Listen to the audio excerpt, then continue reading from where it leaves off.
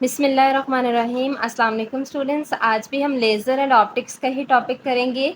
Light amplification and relation for amplification gain. सबसे पहले हम एम्पलीफिकेशन गेन की डेफिनेशन देखते हैं जी। डेफिनेशन क्या है? The fractional change in intensity per unit propagation distance in active medium is known as the amplification gain.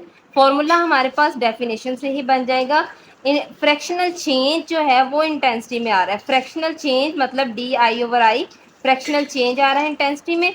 और उसके बाद हमारे पास है पर यूनिट, यानी 1/, की फॉर्म में प्रोपगेशन डिस्टेंस है 1/dx इन एक्टिव मीडियम, जो कि हमारे पास एम्पलीफिकेशन गेन कहलाता है। हम इसको डिनोट करते हैं गैमा के साथ। अब प्रॉपर इसका फॉर्मूला देख लेते हैं। Gamma nu is equal to D I over I 1/dx। This one is called equation number 1।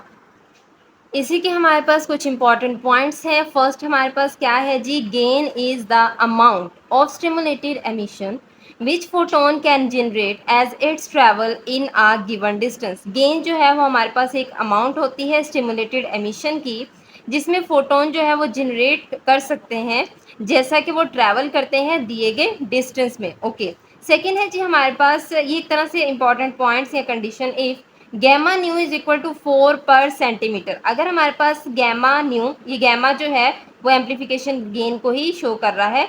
This is denoted by gamma. Amplification gain को हम गैमा से डिनोट कर रहे हैं। ओके। इसका मतलब क्या है कि एक फोटोन प्रोड्यूस होता है 4 photons for each centimetre. Okay. Then unfortunately laser mediums have a very low gain. Laser medium जो है वो बहुत ज़्यादा लो गेन रखती है। उसके बाद है it is the order of 0.000, यहाँ पर 000 आएगा मेरे पास, 0.0001 पर सेंटीमीटर टू 0.01 पर सेंटीमीटर। ये थे जी कुछ इंपॉर्टेंट पॉइंट्स। इसके बाद हम इसकी प्रॉपर जो है वो फिगर बनाएंगे और फिगर को एक्सप्लेन करेंगे। फिगर देखिएगा। सबसे पहले हमने कंसीडर करनी है दो मिरर्स को। जो लेफ्ट साइड का मिरर है वो टोटली रिफ्लेक्टिव है और जो राइट साइड का मिरर है वो हमारे पास पार्शियली रिफ्लेक्टिव है। सेंटर में हमने जो है गेन मीडियम रखा है या फिर एक्टिव मीडियम रखना है। सबसे पहले हमें इस मीडियम को एक्टिव करने की ज़रूरत है। सब एक्टिव किस तरह से ये होगा? हम एक पंपिंग सोर्स देंगे, ऊपर से इनपुट पंपिंग सोर्स देंगे जिससे ये एक्टिव होगा। उसके बाद ये अपर लेवल में एक्साइट हो जाएगा। ओके।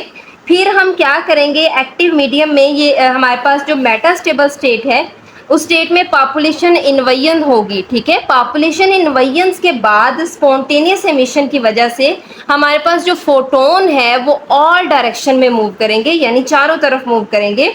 उसके बाद स्पॉन्टेनियस एमिशन यानी पॉपुलेशन इन्वयन में जो स्पॉन्टेनियस एमिशन होती है उसके बाद फोटोन जो है वो स्टिमुलेट कर सकता है। स्टिमुलेट करने का मकसद क्या है हमारे पास कि वो मेटास्टेबल स्टेट की तरफ जब गया है, यानी एक्साइटेड स्टेट की तरफ गया है फोटोन, तो अब उसे स्टिमुलेट करने के बाद वो डाउनवर्ड डायरेक्शन की तरफ जो है वो मूव करेगा। कौन मूव करवाएगा? यही स्टिमुलेटेड एमिशन पॉपुलेशन इन्वयन की जो है वो उसे डाउनवर्ड डायरेक्शन में जो है मूव करवा सकती है। अब स्टिमुलेट होने के बाद जो फोटोन है हमारे पास वो बाहर की तरफ मूव करेगा। ठीक है। जो फोटोन निकल रहा है यहाँ से वो बाहर की तरफ मूव करेगा। फिर ये दोबारा रिफ्लेक्ट बैक होगा और मजीद फोटोन्स को जो है वो मूव करवाएगा। इस तरह से ये फोटोन्स को मूव करवाता रहता है और ये प्रोसेस चलता रहता है और नंबर ऑफ फोटोन्स जो है वो हमारे पास इंक्रीज होते रहते हैं। आई होप आपको फिगर की अच्छे से समझ आई होगी। नेक्स्ट इसकी जो अभी मैंने सारी एक्सप्लेनेशन बताई है इसको मैं प्रॉपर पॉइंट्स के फॉर्म में जो है वो एक्सप्लेन करती हूँ।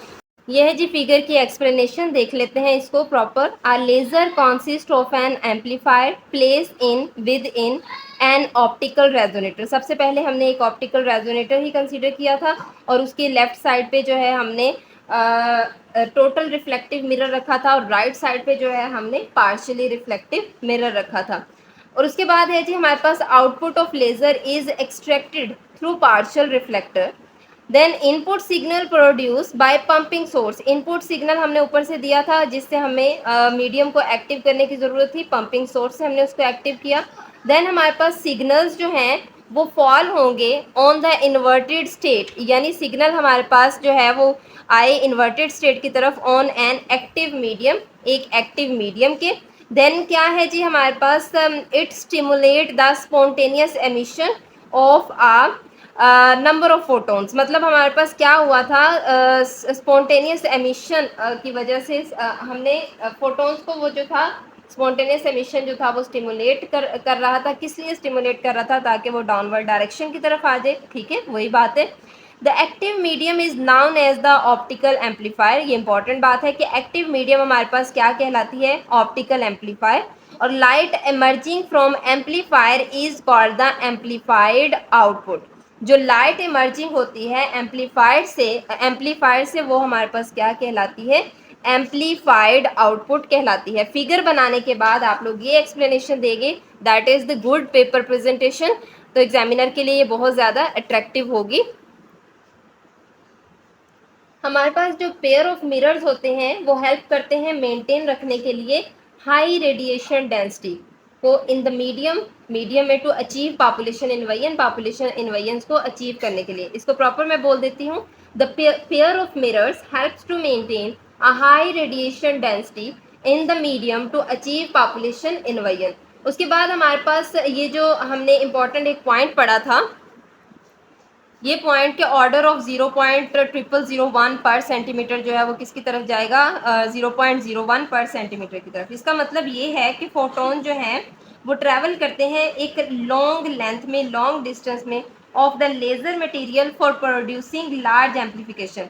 इसका मतलब हमारे पास, इसको प्रॉपर लाइन में आप लिख सकते हैं, it means photon has to travel a long length or distance of the laser material for the producing large amplification. Okay, अब मैथमेटिकल स्टेप्स देखते हैं। ओके जी, मैथमेटिकल देखते हैं जी क्या है हमारे पास। स्टार्ट से पढ़ते आ रहे हैं जब से लेज़र हमने शुरू की है, फर्स्ट लेक्चर से देखते आ रहे हैं। Consider two energy level system, E1 is the lower energy state और ground energy state, E2 is the higher energy state and the excited state. The population inversion N1 and the N2। एक photon हम जो है वो यहाँ से incident photon देते हैं। देन हमारे पास यहाँ से जो इलेक्ट्रॉन या एटम पड़ा हुआ है वो हायर एनर्जी स्टेट की तरफ जाता है। उसके बाद स्पॉन्टेनियसली डिके की वजह से वो लोअर एनर्जी स्टेट की तरफ आता है लाइफ टाइम अपना पूरा करके। तो ये सारे प्रोसेसेस हमने देखे। आज हम जो है देखते हैं जी मैथमेटिकल हमारे पास क्या है। हमारे पास आउटपुट लाइट बीम जो है is obtained after stimulated emission. It increases the intensity of output light beam. Okay, सबसे पहले हमारे पास है the absorption rate is. Absorption rate equations हमने पढ़ी लास्ट पिछले दो लेक्चर्स पहले हमने जो है रेट इक्वेशंस निकाली थी। ये जो है हमारे पास absorption is equal to R जो है वो रेट को शो कर रहा है, ए बी एब्जॉर्प्शन को, is equal to N1 B12 rho nu. This one is called equation number 2। उसके बाद फोटोन जो है वो इस प्रोसेस में रिमूव करता है। ओके, क्या है जी? Photon removes from the incident beam per unit time. हमारे पास गिवन है ये पर यूनिट टाइम से photons remove from the beam over time is equal to same यही आ जाएगी, N1 B12 रो न्यू आ जाएगा। ओके, देन है हमारे पास रेट इक्वेशन जो है स्टिमुलेटेड एमिशन की, वो है हमारे पास RST स्टिमुलेटेड को शो कर रहा है, is equal to N2B21 rho nu. ये इसको हम कह देते हैं इक्वेशन नंबर 3। ओके, देन हमारे पास इस प्रोसेस में क्या होता है, photon added to the beam per unit time is given as. Photon इसमें ऐड होते हैं पर यूनिट टाइम की रिस्पेक्ट से, इज इक्वल टू ये वाली टर्म आ गई मेरे पास। अब इन दोनों का चेंज ले लेंगे, change in photons in beam over time, और इन दोनों का चेंज लिया मतलब N2 वाली टर्म पहले आई और N1 वाली माइनस के बाद में आई। N2B21 rho nu minus N1B12 rho nu. We know that B12 is equal to B21।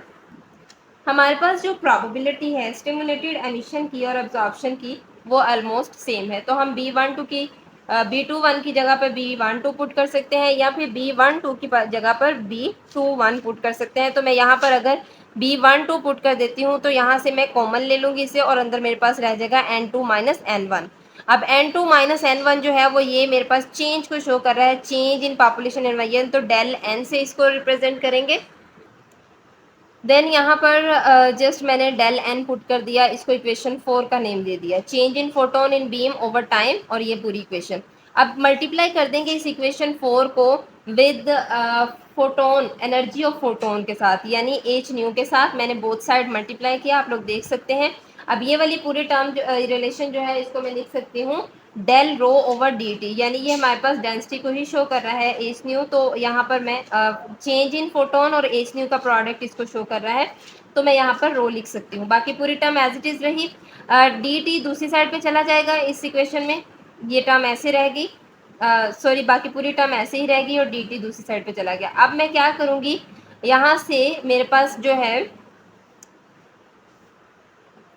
बचपन से पढ़ते आ रहे हैं डिस्टेंस का relation s is equal to v t होता है। चूंकि यहाँ पर डिस्टेंस को हम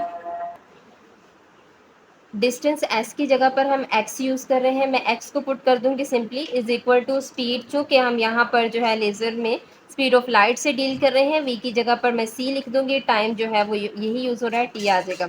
अब यहाँ पर हम सिंपली डिस्टेंस और सिंपल टाइम नहीं यूज़ करें, डिस्टेंस के साथ साथ डिस्टेंस भी चेंज हो रहा है, टाइम भी चेंज हो रहा है, स्पीड ऑफ लाइट तो कांस्टेंट होती है, इसकी वैल्यू भी कांस्टेंट होती है, D X is equal to C D T आ जाएगा। यहाँ से अगर मैं डी टी यानी टाइम की वैल्यू निकालना चाहूँ तो मेरे पास आएगा D T is equal to D X over C. अब यहाँ पर डी टी की जगह पर मैं उसकी वैल्यू पुट कर सकती हूँ डी एक्स ओवर सी, ये whole equation as it is रहेगी। यहाँ पर मेरे पास जो है यहाँ सी जो है वो डिवाइड हो रहा है, दूसरी साइड पर जाकर मल्टीप्लाई हो जाएगा, बाकी टर्म सारी एज इट रहेगी। सी प्रोडक्ट ऑफ सी एंड रो मेरे पास आई के इक्वल आएगा, डी चूँकि चेंज हो रहा है d I is equal to, बाकी सारी टर्म ऐसे ही रही। यहाँ पर डी एक्स मल्टीप्लाई हो रहा है तो दूसरी साइड पर जाकर मैं डिवाइड करवा सकती हूँ D I over D x और डेल एन, और B12 हमारे पास जो है हमने एब्जॉर्प्शन की इक्वेशन निकाली थी लास्ट लेक्चर में, यहाँ पर मैंने जस्ट वैल्यू लिखी है B12 और B21 सेम ही है, मतलब प्रोबेबिलिटी हमारे पास जो है स्टिमुलेटेड एमिशन की और एब्जॉर्प्शन की वो ऑलमोस्ट सेम है, ठीक है। तो यहाँ पर B12 एब्जॉर्प्शन की वैल्यू ये पूरी आई थी, यहाँ पर मैंने ये आप देख सकते हैं C cube divided by 8πh nu cube A21, यहाँ पर जस्ट B12 की जगह पर उसकी वैल्यू पुट की और रो न्यू एच न्यू ये एज इट इज़ आ गया, डी एक्स क्यू के पहले ही उस साइड पे चला गया।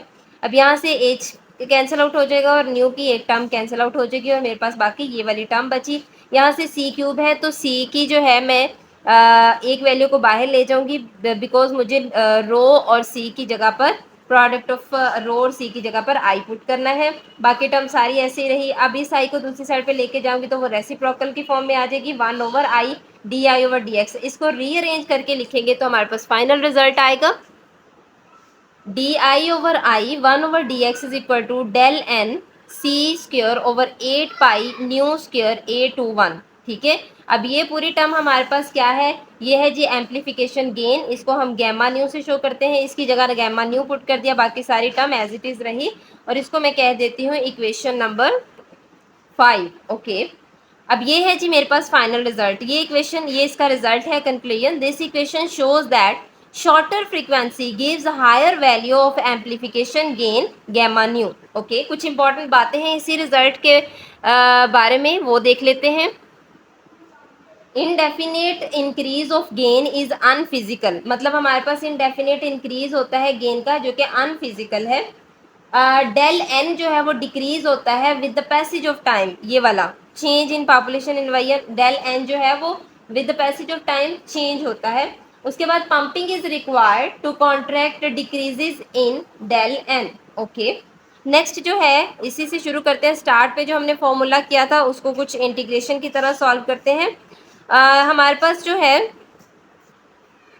स्टार्ट जहाँ से रिलेशन हमने किया था वहीं से स्टार्ट लेते हैं, यहाँ पर जो है डी एक्स दूसरी साइड पे चला जाएगा तो ये टर्म एज इट इज़ रह जाएगी, बोथ साइड मैंने इंटीग्रेशन अप्लाई कर दी, इसकी लिमिट जो है वो 0 से x तक जा रही है, इसकी लिमिट आई नॉट से i तक जा रही है, ठीक है, इनिशियल लिमिट और फाइनल लिमिट।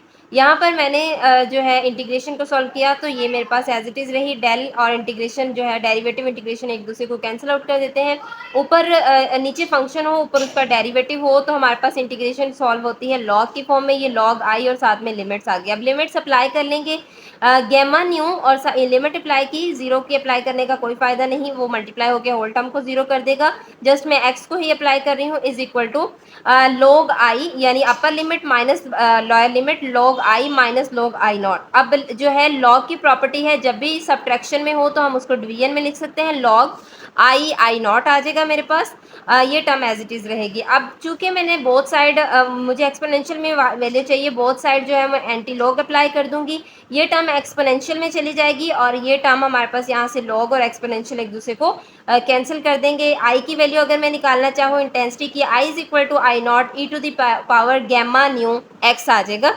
इसको मैं कह देती हूँ इक्वेशन नंबर 6। हमारे पास ये क्या है जी, intensity of light at any distance within medium. Okay, अब ये रिलेशन जो है वो क्या शो करता है कि इंटेंसिटी जो है वो मुसलसल डिक्रीज होती है exponentially with the distance in the medium. Okay, proper देख लेते हैं इसके, इस रिलेशन के बाद आप लोग कंक्लूजन या फिर रिजल्ट की हेडिंग देके जो है वो लिख सकते हैं कि this relation shows that the intensity decreases exponentially with distance. Okay, next जो है हमारे पास गेन क्रॉस सेक्शन का कुछ कॉन्सेप्ट है थोड़ा सा। ओके, द गेन कॉफिशेंट हमारे पास क्या है, gamma nu is equal to ये पूरी टर्म अभी हमने कैलकुलेट की। अब मैं कह देती हूँ इस पूरी टर्म को मैंने जो है कह दिया कि सिग्मा न्यू, सिग्मा यहाँ पर क्या है, सिग्मा हमारे पास यहाँ पर है गेन क्रॉस सेक्शन को शो कर रहा है, ठीक है। Sigma nu is equal to ये पूरी टर्म जो है वो सिग्मा न्यू के इक्वल है। ओके, इसका रिजल्ट क्या होगा हमारे पास, the gain cross sections contains single atom properties, it is effective absorbing area of atoms can be large than area of atom। I hope आज के लेक्चर की आपको अच्छे से समझ आई होगी। कहीं से भी कोई कन्फ्यूजन हो तो आप लोग पूछ सकते हैं। आज का लेक्चर जो था हमारे पास लाइट एम्पलीफिकेशन और उसका एम्पलीफिकेशन गेन का हमने रिलेशन निकालना था।